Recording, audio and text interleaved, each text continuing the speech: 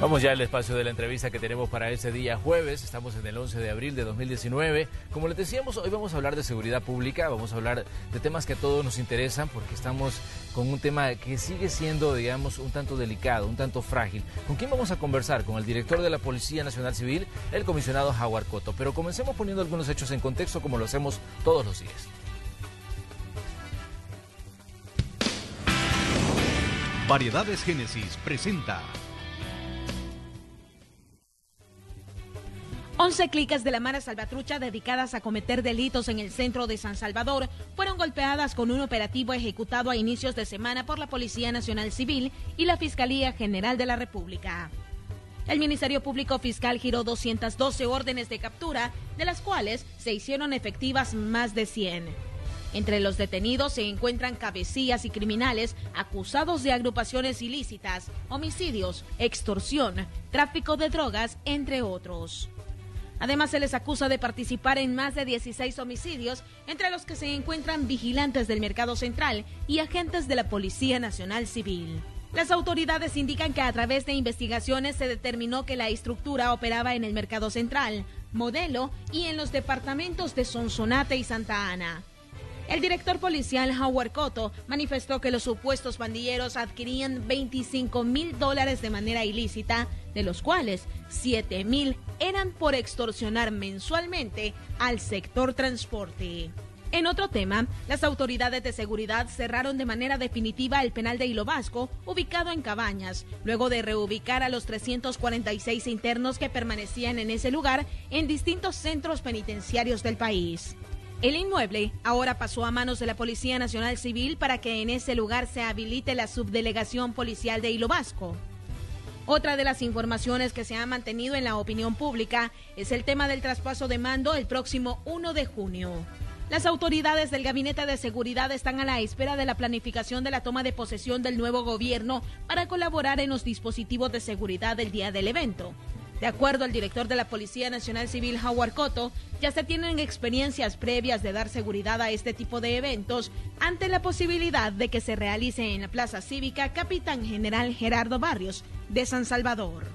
Hoy, en la entrevista de Hechos AM, conversaremos sobre estos y otros temas con el director de la Policía Nacional Civil, Howard Cotto. Comenzamos. Así es, esta mañana de día jueves le damos los buenos días al comisionado Howard Cotto, director general de la Policía Nacional Civil. Comisionado, un gusto como siempre que nos acompañe aquí en el espacio de la entrevista. Muy buenos días, Manuel. Es un gusto estar aquí de nuevo. Ya van varias veces este año. Así es. Y es un buen día porque hoy se cumplen 100 días este año. Y hay algunos datos 100 días de interesantes. 2019. 100 días, sí. Y los datos sobre todo de homicidios es importante analizarlos. ¿Sí? Bueno, director, aprovechando que se cumplen estos 100 días de ese año 2019, ¿cuál es el balance que hacen ustedes como Policía Nacional Civil de este trabajo que obviamente no es fácil porque estamos hablando de un problema que se mantiene y que mantiene a la expectativa pues a todos los ciudadanos y sabemos que es de un tema del que se habla mucho y en el que se pone, digamos, en la mira el trabajo que ustedes desarrollan como autoridades? Bueno, en general el balance yo creo que es bastante positivo. Lo que sucede, creo yo, es que el tema de seguridad sigue siendo y seguirá siendo, me imagino, un tema de mucho interés ciudadano, ¿no? El tema de la seguridad pública al final secta todas las actividades del país y por eso el interés. Y siempre habrán aspectos pendientes que hay que atender, que hay que mejorar. Nosotros, por ejemplo, en materia de homicidios, que es un tema que se aborda mucho siempre, creo que hemos tenido logros importantes. Pero yo creo que no solo es algo de este año, sino que a veces se habla de tendencias y se habla muy a la ligera de las tendencias, ¿no? Bueno, a veces me han preguntado sobre la tendencia del fin de semana, cómo evaluar una situación criminal por lo que pasa en 48 o 24 horas es muy difícil.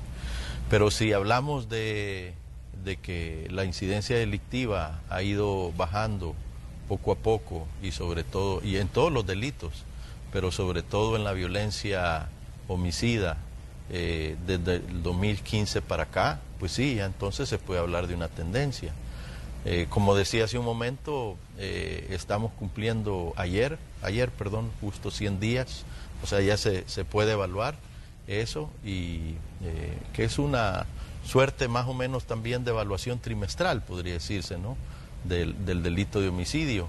Y fíjate que de acuerdo a los datos que tengo acá, el año pasado, hasta el día de ayer, es decir, en los primeros 100 días del año, teníamos un total de 1.060 homicidios, ¿verdad? En estos primeros 100 días del año 2018.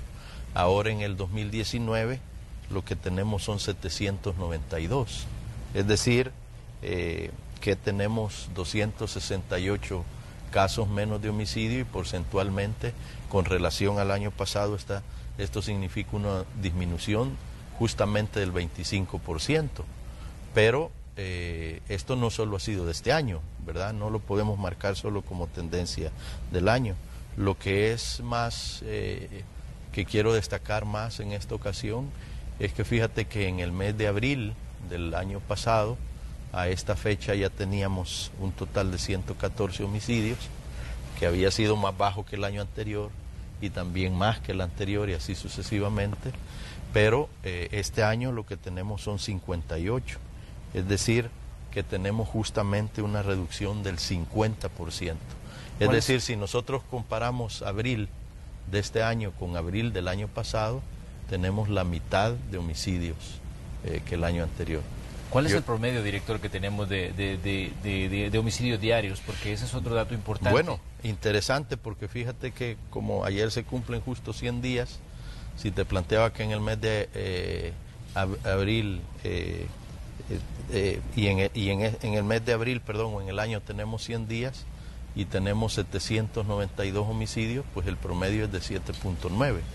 En el mes es más marcado porque el promedio es de 5.8, ¿verdad?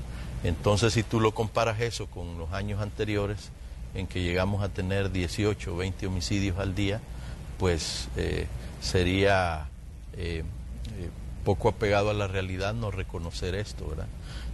Que hay una disminución. Ahora, eso es lo que queremos, ¿no? Quisiéramos mucho más, ¿no? Y hay que hacer grandes esfuerzos para que eso vaya bajando cada día. Pero no se puede dejar de mencionar este factor que yo creo que es bastante importante. El mes de agosto del año 2015 en este país se llegó a tener un promedio de 30 homicidios al día. Y en este momento estamos hablando de que en este mes de abril tenemos 5.8, ¿no? Entonces yo creo que es importante reconocerlo. Ahora, alguien podrá decir, deberíamos de llegar a cero. Claro, así es, ¿verdad? Así debe ser. Pero hay que recorrer caminos. Eso es lo importante. Director, hay situaciones que han ocurrido en esta última semana, por ejemplo, los homicidios en Mexicanos, en la colonia Sacamil, se ha asesinado a 3 personas, 2 jovencitos que se dice se extraviaron y que por un error terminaron en una zona controlada por pandillas y fueron asesinados, 2 estudiantes del ITCA. Ayer se hablaba también de otra persona que llegaba de trabajar y fue asesinada también en ese municipio. Hoy amanecemos también con otro asesinato en Soyapango. ¿Cómo se explica, digamos, este tipo de situaciones? ¿Siempre es el accionar de las pandillas el que está generando el mayor número de crímenes en El Salvador? Sí, claro que sí. Las pandillas son primordialmente las que cometen este tipo de delitos. Claro, hay que decir que no la totalidad de los hechos delictivos son cometidos por pandillas y tampoco la totalidad de los homicidios, pero sí las pandillas obviamente realizan la más grande cantidad o el porcentaje más alto de homicidios en el país. Lo que sucede es que las pandillas siguen teniendo una presencia territorial importante. En ese sentido se han hecho esfuerzos muy, muy grandes. Sería muy difícil, Manuel, hablar de una reducción comparativa de 18 o 20 homicidios al día a tener 5 o 6 como lo tenemos ahorita, si no se hubiera hecho un esfuerzo significativo en las comunidades, en los territorios, para bajar esta incidencia delictiva. Yo te quiero decir también que, por ejemplo, te doy el promedio de disminución anual, que es del 25%. Pero si tú esto lo llevas a datos municipales o departamentales, pues nos encontramos con departamentos, ya no digamos con municipios, donde la reducción de la incidencia delictiva y de los homicidios ha sido mucho más grande que el promedio general, ¿no? Donde tenemos 30, 40, hasta el 50% de disminución o más, ¿verdad? Pero siguen habiendo lugares donde pues la presencia de estas estructuras criminales sigue generando hechos delictivos de este tipo, y que hay que continuar haciendo esfuerzos importantes. Por eso es que, no sé si en tu programa o en otro, me preguntaban cuál es una de las acciones más importantes que se debe de realizar, y yo decía que una muy importante es en materia de prevención y no perder el impulso o el esfuerzo que se ha desarrollado a través del Consejo Nacional de Seguridad Ciudadana y Convivencia, porque realmente hemos llegado a un punto en el cual con un promedio de 5 o 6 homicidios al día es importante poner el pie en el acelerador en cuanto a las acciones preventivas que se pueden realizar en los territorios, porque lo que la experiencia del Consejo Nacional de Seguridad Ciudadana y Convivencia nos deja, Manuel, es que el acompañamiento en materia de prevención a la Policía Nacional Civil con las otras fuerzas vivas y sobre todo los gobiernos municipales sí da realmente un resultado. Y esto no es una evaluación teórica, es una evaluación práctica apegada a la realidad de cada uno de los municipios, de cada uno de los departamentos, donde tú ves con claridad que en aquellos lugares donde los consejos municipales, donde el alcalde, donde las otras fuerzas vivas de las comunidades o de los municipios se han puesto también al frente de las actividades de prevención y han acompañado a la policía en esta labor, los resultados se han hecho notar, ¿verdad? Ahora hay que decir, Manuel, que en materia de prevención los resultados no son mágicos, no son de un día para otro. Yo me pregunto, o también respondo, ¿por qué razón es que la ciudadanía ve con mejor actitud un operativo de la policía donde se capturan? Porque hay un resultado inmediato, ¿no? Es decir, una noche tú te acuestas, ¿verdad?, teniendo a un montón de pandilleros en tu comunidad, la policía actuó en la noche, como lo que sucedió, por ejemplo, este domingo, y entonces te despiertas que en tu comunidad se han llevado a 5, a 10, a 15, a 20, no sé. Entonces tú tienes un resultado inmediato y la gente lo aplaude, y así debe de ser. Pero hay que entender que también hay otro trabajo y otra dinámica, que es la prevención, que no da resultado de una noche para otra, ni de un mes para otro, pero sí con los meses y sobre todo con los años, y esto lo demostramos ahora del 2015 a la fecha, sí te das cuenta de que hay un efecto positivo en materia de prevención, y que aquel dicho de que la prevención dejémoslo para cuando las cosas estén mejor, no es cierto, ¿verdad? Es decir, si hemos tenido un promedio de casi 20 homicidios al día y hoy tenemos 5, pues entonces hay más razones, ¿verdad?, para apostarle al trabajo preventivo, para acompañar a la policía en esta labor de que genera una visión diferente en los niños y los jóvenes del atractivo que les puede significar las pandillas. Director, una situación que se dijo durante mucho tiempo y se ha mencionado durante mucho tiempo también es la insistencia de las pandillas en generar algún tipo de impacto en las autoridades, y que por eso se fluctuaba en determinado momento el número de homicidios, que cuando se buscaba algún tipo o se tenía algún tipo de interés en específico, se incrementaba el número de crímenes. ¿Cómo ven ustedes hoy esta situación, viendo hacia atrás, digamos, la situación que hemos vivido en El Salvador, en la que mucha gente ha muerto, y vemos que hay días en los que definitivamente, digamos, se cometen crímenes inexplicables, como la situación de estos jovencitos de Litka que llegaron a mexicanos y que terminaron muertos? ¿Consideran ustedes que todavía las pandillas están buscando, digamos, incidir en las autoridades, sobre todo porque estamos en un proceso de transición? Finaliza la administración Sánchez Serén y entra la administración de Nayib Bukele. Ustedes están preparándose para entregar digamos, el control de seguridad pública. ¿Consideran ustedes que las pandillas están buscando eso, incidir en las autoridades que puedan tomar posesión a partir del 1 de junio? Las pandillas lo han buscado, y quiero decirlo con claridad, van a seguir buscándolo. Te pongo ejemplos claros. casi, bueno, en nuestro país tenemos elecciones casi todos los años, ¿verdad? Sí. O a veces un año sí, un año no. Los 2 años anteriores, por ejemplo, hemos tenido elecciones, pero tú ves siempre que previo a los procesos electorales hay un incremento de la incidencia delictiva. Este año lo tuvimos, el año pasado lo tuvimos también, ¿verdad? Yo creo que el punto no tanto es si las estructuras criminales tienen el interés de incidir en las decisiones políticas de un país a través de generar o generando acciones delictivas. El punto es si el Estado, el gobierno, la sociedad está dispuesta a aceptar ese tipo de presiones, ¿verdad? Y eso siempre ha sido motivo, a la hora de que estas situaciones suceden, de análisis.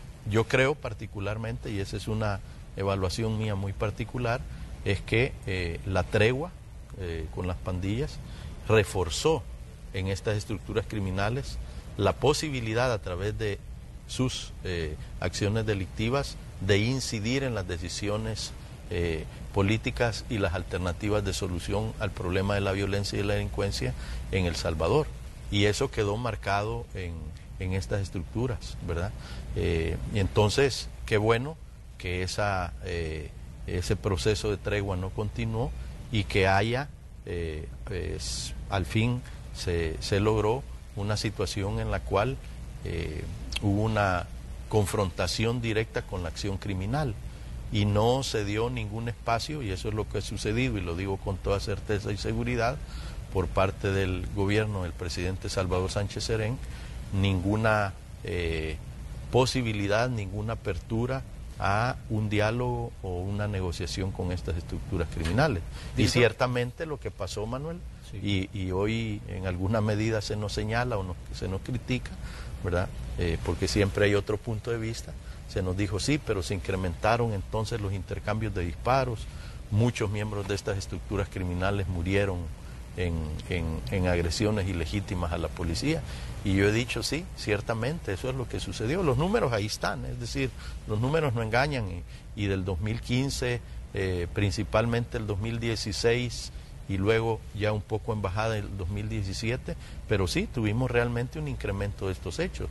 Fue a razón de disposiciones nuestras, policiales, ahí sí, de carácter táctico y de trabajo de inteligencia, donde empezamos a poner interés en buscar las zonas donde ellos se operaban, la forma en que se movían, el tipo de armamento que usaban, y eso desencadenó una serie de hechos en los cuales miembros de estas estructuras morían constantemente. Hoy eso ha bajado significativamente, pero morían constantemente en esto.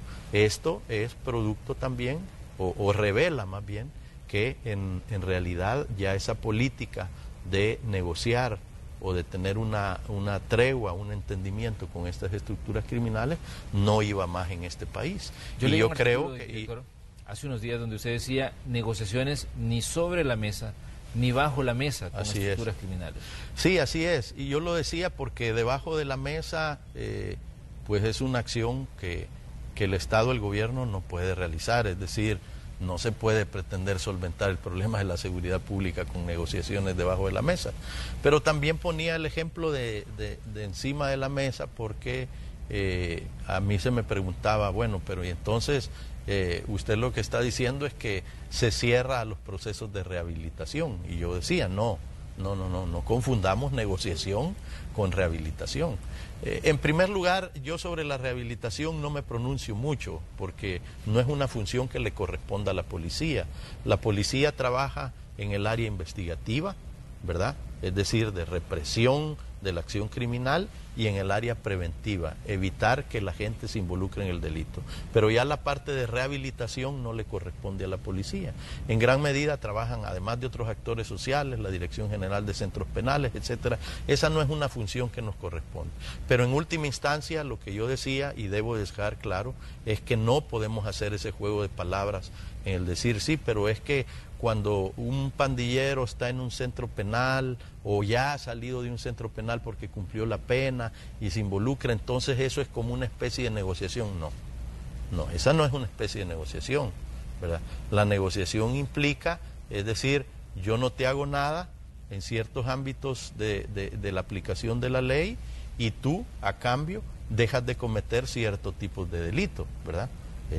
Por ejemplo, cuando se dio la tregua, nunca se habló de que las pandillas iban a dejar de extorsionar, y ellas continuaban acumulando recursos, bienes y logística, porque en el fondo lo que pasa, Manuel, es esto, y eso está en la esencia y en el centro de este problema, es que las organizaciones criminales siempre van a estar dispuestas y van a presionar para negociar con los estados, con los gobiernos, siempre, ¿verdad? Y aquí en El Salvador y en cualquier lado, las estructuras de crimen organizado siempre pretenden acciones de ese tipo.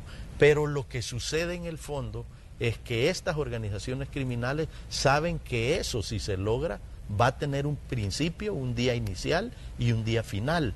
Y ese ínterin a estas estructuras solo les sirve para fortalecerse, porque ellos saben y están claros que un día esa negociación, esa tregua, ese acuerdo, como le quieres llamar, se va a romper, y ellos van a continuar en una posición cualitativa mucho más elevado en cuanto a su posibilidad de cometer crímenes, mucho mayor, ¿verdad? Entonces ese es el problema, es el famoso concepto italiano de la pax criminosa, es decir, no nos hacemos nada, pero mientras tanto yo me estoy fortaleciendo porque va a llegar un día en que esto va a terminar. Y si no lo provoca el gobierno, la terminación de esta fase, la voy a provocar yo como criminal, ¿verdad? La vamos a provocar porque eso nos va a dar una nueva situación. Es decir, la organización criminal no va a ser nunca la misma antes de un proceso de negociación o tregua que posterior a ese proceso de negociación. Y es indebatible, eso no tiene cuestionamiento. Ese proceso de negociación o de tregua siempre va a tener un día final, porque lo van a encontrar esas organizaciones criminales y van a estar en posición de exigir o posición de torcerle el brazo a los estados, a las sociedades, al gobierno, a efectos de continuar su actividad criminal. ¿Por qué? Porque mira, Manuel, en el fondo, y yo creo que nosotros a veces hacemos una relación con el proceso de los acuerdos de paz, es una situación absolutamente diferente, porque estas organizaciones criminales no tienen ninguna opción ni interés de tipo político, lo que tienen es un interés de tipo financiero. Es decir, pretenden única y exclusivamente el enriquecimiento ilícito, obtener ganancias de la actividad criminal. Lo demás no les interesa en lo más mínimo.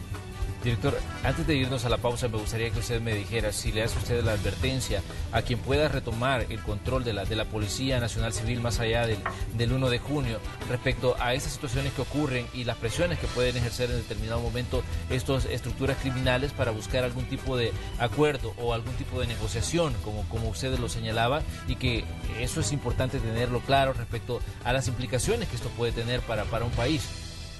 No, fíjate que yo no estoy como en posición o en la lógica de generar una advertencia. Yo creo que el país siempre debe de mirar un poco atrás y hacer una evaluación de lo que ha pasado. Y por ejemplo, la evaluación que se hace, yo no estoy hablando únicamente de la policía, estoy hablando de la sociedad en general, es el hecho de que ese proceso de tregua o negociación no debió haberse dado porque tuvo unas implicaciones malísimas para nuestro país. Es decir, Manuel, si yo tengo que decir una frase como lapidaria en este sentido, te diría, la pandilla en general, la estructura criminal de las pandillas nunca fue lo mismo antes de la tregua que después de la tregua. Posteriormente a la tregua, estas organizaciones se habían fortalecido, tenían una capacidad logística que, por cierto, nosotros iniciamos un proceso para desmontar esa capacidad logística y financiera que habían creado, pero nunca fueron lo mismo antes de la tregua que después de la tregua. Tenían más fuerza, tenían más recursos, tenían más logística y ya habían ganado, si lo queremos decir desde el punto de vista cualitativo, una lección de que realizando acciones criminales podían entenderse con el gobierno. Y eso es negativo para el país. Entonces, si hemos tenido esa experiencia en nuestro país, tenemos que decir que hay que analizar muy bien estas situaciones para que no se vuelvan a dar. Pero no se trata de una advertencia ni mucho menos, sino simplemente recapitular lo que estas estructuras fueron antes y después de procesos de ese tipo. Pero ¿dónde queda entonces la responsabilidad de quien controlaba el Ejecutivo en ese momento, que era el expresidente Mauricio Funes, que hasta cierto punto él hablaba, decía que solo somos facilitadores, decía, pero hacía suyo la reducción de los homicidios? Hablamos también de David Munguía Payés, que en determinado momento fue ministro de Seguridad Pública y que él incluso asistía a los actos donde se firmaban el tema de los municipios libres de violencia. Hasta cierto punto hay una responsabilidad institucional en el tema de la tregua de 2012, en la que definitivamente se abrieron los espacios para, digamos, para que estos grupos se pudieran fortalecer, pero en determinado momento se vendía como algo bueno que le estaba pasando al país. Bueno, la realidad es que la Policía Nacional Civil, y yo estoy aquí representando precisamente a la PNC, no es juzgar al expresidente o un ministro, lo que sea, sobre si eso, cómo se hizo, en qué términos se dio, etcétera. Esa no es la función de la policía. Nuestra función es la lucha contra el crimen y la prevención del delito. Y en el marco de eso, la advertencia, o advertimos más bien nosotros en ese momento, que los resultados no fueron los esperados. Es decir, que hubo un momento en que, tal como tú lo dices, hay una reducción de los homicidios porque hay un acuerdo, pero que posteriormente, cuando eso se rompe, porque vuelvo a repetir, siempre eso se va a romper, ¿verdad? Hay una posición o un nivel cualitativo en la acción criminal muy por encima de la que se tenía antes. Muy bien, vamos a hacer una pequeña pausa comercial y regresamos con más de la conversación que sostenemos esta mañana con el director general de la Policía Nacional Civil, el comisionado Howard Cotto. Hay otros temas también sobre lo que queremos la opinión del director, así es que le invitamos a usted a que siga con nosotros. Ya regresamos.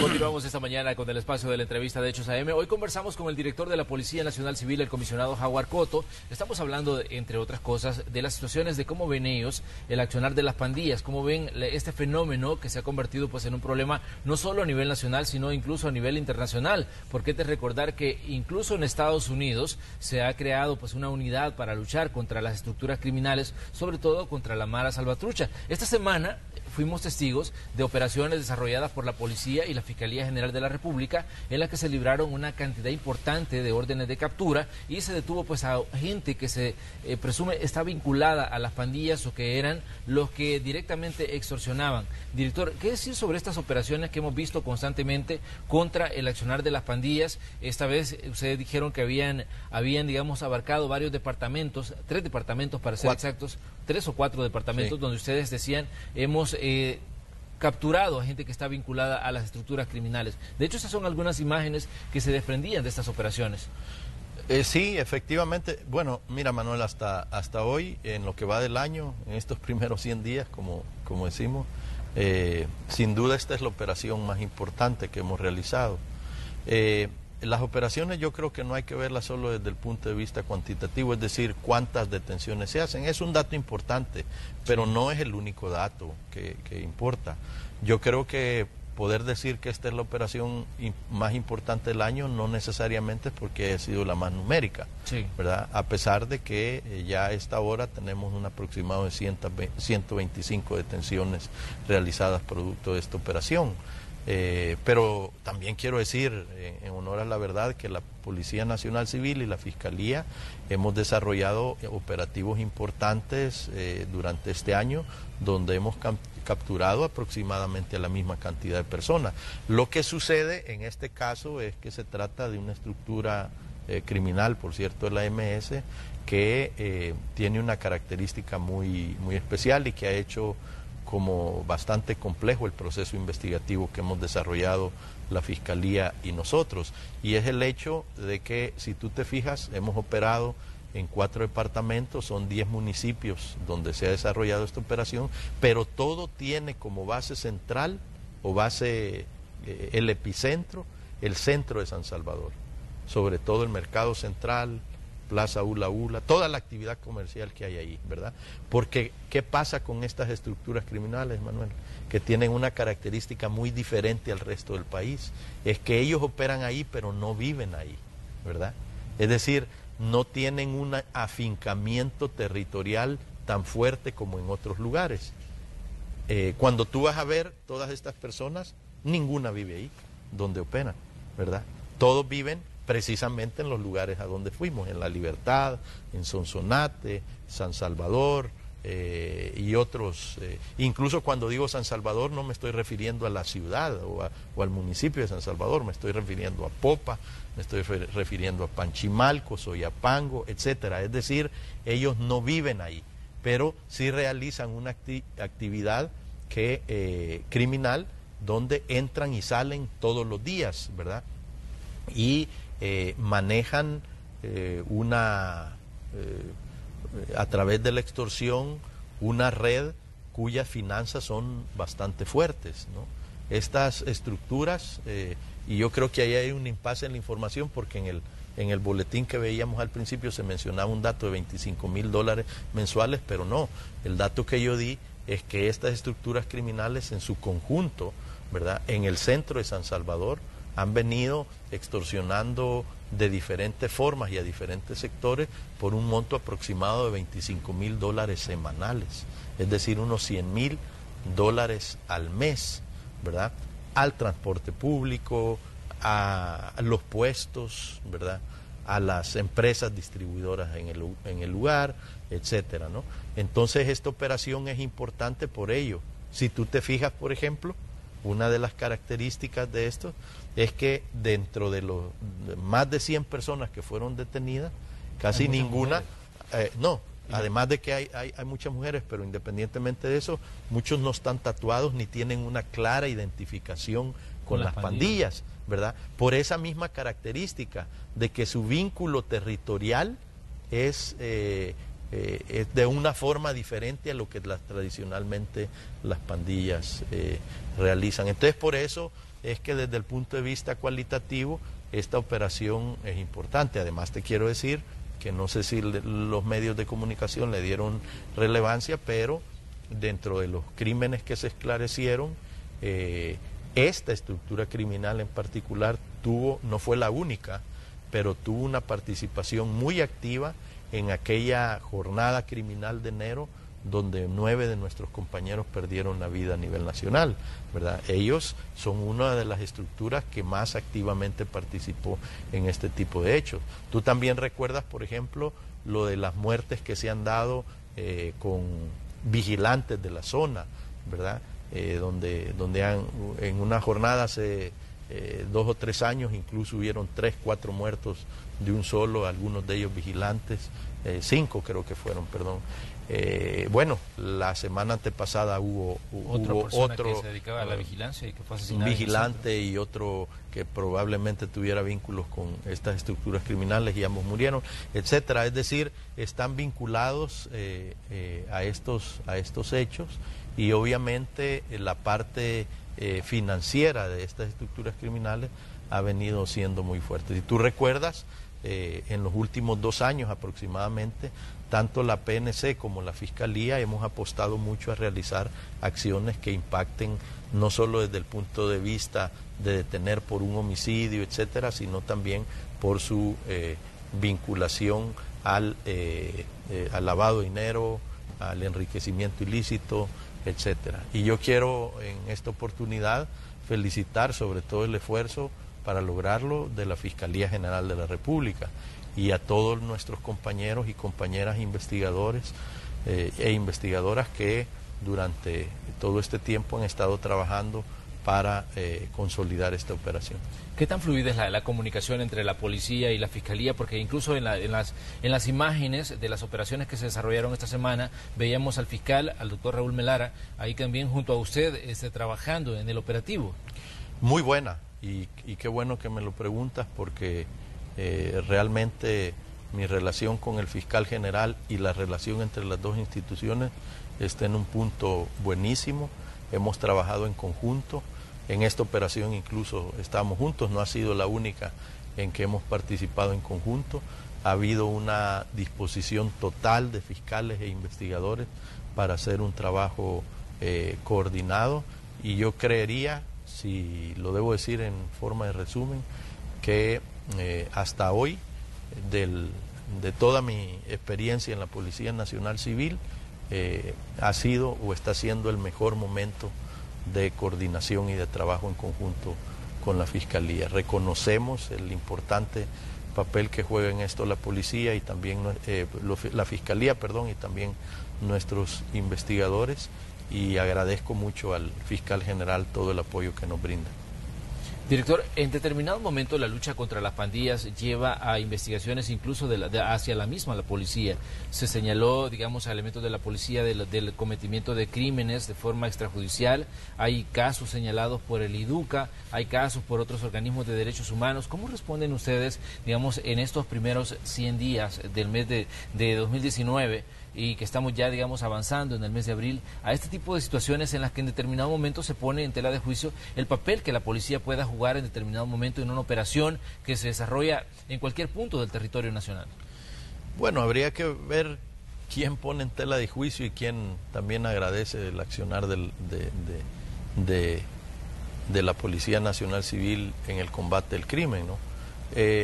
Pero yo creo que es importante o positivo reconocer que cualquier procedimiento y cualquier acción de la Policía Nacional Civil está sujeta a una verificación, a una auditoría, a un control.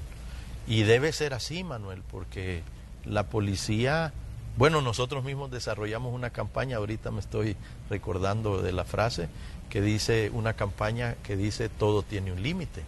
Y todos tenemos un límite, ciertamente, y la policía también. La policía no puede actuar arbitrariamente ni al margen de la ley, y por eso debe de haber siempre una labor de fiscalización y control, y nosotros estamos abiertos a ello, y no solo estamos abiertos, sino que lo propiciamos. Yo quiero decir, Manuel, y eso no es discutible, ahí están los datos y los hechos, que en los últimos 3 años ha sido el momento histórico de la policía en que más se ha fortalecido las estructuras de control interno de la Policía Nacional Civil. Incluso han salido más casos a la luz por el hecho precisamente de que estas estructuras internas de la policía han tenido una capacidad de accionar y demostrar acciones que están al margen de la ley con mayor fuerza, con mayor ímpetu. Hemos fortalecido y vamos a continuar fortaleciéndolo.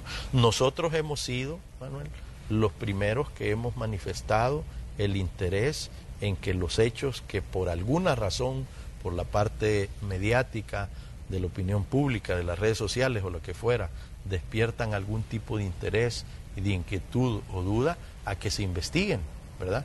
Y hemos hecho un llamado tanto a la Fiscalía en su momento, yo lo recuerdo los años anteriores, ¿verdad? Como a cualquier organismo a que señale y participe activamente en la investigación de cualquier hecho. Nosotros hemos abierto nuestras puertas para eso y es lo que vamos a hacer, ¿verdad? Al contrario, yo creo que nosotros estaríamos preocupados si esto no se hace, ¿verdad? Nosotros estamos sujetos a un control, a mecanismos internos y también mecanismos judiciales de control de nuestras actuaciones, y pues estamos abiertos a ello. Eso es lo que nosotros podemos decir. Hay que tomar en cuenta que la incidencia criminal en nuestro país en los últimos años ha sido fuerte, ¿no? Y que han habido ciertamente situaciones en las cuales nuestras unidades han sido agredidas, en que han habido miembros de pandillas que han fallecido. Y siempre habrán opiniones de personas que dirán que o aplaudirán que esto suceda, habrán otras que critiquen que eso suceda también, y está bien, es válido, todo el mundo tiene derecho a opinar, pero el hecho de participar en una acción que pudiera estar al margen de la ley, vistiendo uniformes, actuando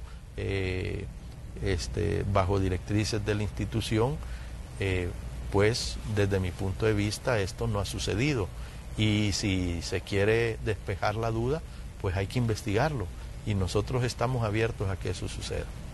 Director, también hemos escuchado declaraciones que daban desde el gobierno de Estados Unidos donde se decía que la violencia que vive el Triángulo Norte es muchas de las situaciones que obligan a migrar a mucha gente. De hecho, bueno, tuvimos esta semana la visita del gobernador del estado de California, donde él decía que venía a verificar, digamos, muchas de las denuncias sobre las situaciones que se viven en esta parte del mundo respecto a las situaciones que llevan a mucha gente a migrar. ¿Qué dicen ustedes cuando señalan de que El Salvador es uno de los países donde la violencia, digamos, está obligando a irse a mucha gente del territorio nacional? ¿Qué responder ante este cuestionamiento que viene, no se hace a nivel local, sino que viene a nivel internacional? Mira, yo creo que todos estos fenómenos sociales y asociados principalmente a la violencia, a la seguridad, tienen que analizarse bien. O sea, los datos no son tan fríos ni los análisis tienen que ser tan planos. En primer lugar, El Salvador, del Triángulo Norte me refiero obviamente, ¿verdad? Ha venido siendo en el último año, 2018, si mal no recuerdo, 2017, 2018, parte del 2019, el país del Triángulo Norte que más ha bajado en su cantidad el número de migrantes hacia los Estados Unidos, reconocido por la misma autoridad de Estados Unidos, no lo hemos dicho nosotros, porque no nos estamos echando flores nosotros solitos, es decir, la Embajada de los Estados Unidos, diversas instituciones del gobierno de los Estados Unidos han reconocido que El Salvador es el que más ha bajado. Luego también se han hecho estudios que no los ha hecho la policía, ¿verdad?, donde queda demostrado que no necesariamente el fenómeno de la violencia y la delincuencia es el principal factor que mueve a la gente a abandonar el país. Entonces yo no estoy dando frases finales ni conclusiones finales, sino que yo creo que también hay que entender que estos fenómenos hay que analizarlos con mayor profundidad. Hay personas que se especializan en eso. Yo no dudo que el fenómeno de la violencia y de la delincuencia incida en el factor migratorio, en el fenómeno migratorio, sin duda, pero siempre hay que analizar en qué medida es así. Y yo creo que estos análisis no sirven solo para que una institución se defienda o no. No, el fin último no es ese. El fin último es que si tú tienes que atender un fenómeno, si tú estás analizando un fenómeno, es porque quieres atenderlo. No lo haces solo por morbo, sino porque quieres realizar una actividad, una acción que impacte en ese fenómeno. Y tú no puedes partir de analizar un fenómeno mal y pretendiendo realizar una buena acción. Eso no es posible. Entonces hay que analizar a profundidad. Yo dejo estos dos datos porque los considero importantes. Ahora que el fenómeno migratorio de El Salvador hacia los Estados Unidos sigue siendo algo que hay que poner mucha atención, por supuesto. Ahora yo te quiero decir, Manuel, y lo digo con claridad, de parte de la Policía Nacional Civil tenemos un contacto permanente con diferentes agencias de cumplimiento de la ley de los Estados Unidos, y dentro de esas está el FBI, está la DEA, pero también está ICE y el Departamento de Seguridad Nacional, que es en parte quien controla esta situación en Estados Unidos. Y las expresiones de ellos en cuanto a este fenómeno es de reconocer el esfuerzo que las autoridades salvadoreñas han hecho, y en este sentido específicamente la labor de la Policía Nacional Civil en esa dirección. Esa es una frase, es un planteamiento constante de estas instancias de cumplimiento de la ley de los Estados Unidos. Y siempre hemos estado en la disponibilidad de trabajar en conjunto con ellos para atender de forma proactiva, de forma positiva, este fenómeno de las migraciones. En lo que corresponde a la policía, claro, en esta situación o en este fenómeno social no solo interviene la policía, obviamente, pero en lo que a nosotros nos corresponde hemos tenido una actitud muy proactiva y de muchos resultados.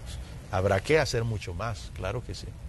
Muy bien, director. Estamos a las puertas de un periodo vacacional. Sabemos que para muchos elementos de la Policía Nacional Civil esto no es un periodo de descanso, al contrario, es un periodo donde se incrementa el trabajo porque muchas unidades entran en una fase de emergencia porque la cantidad de gente que se está movilizando, producto, digamos, de todas las actividades, tanto religiosas como de recreación, que se desarrollan.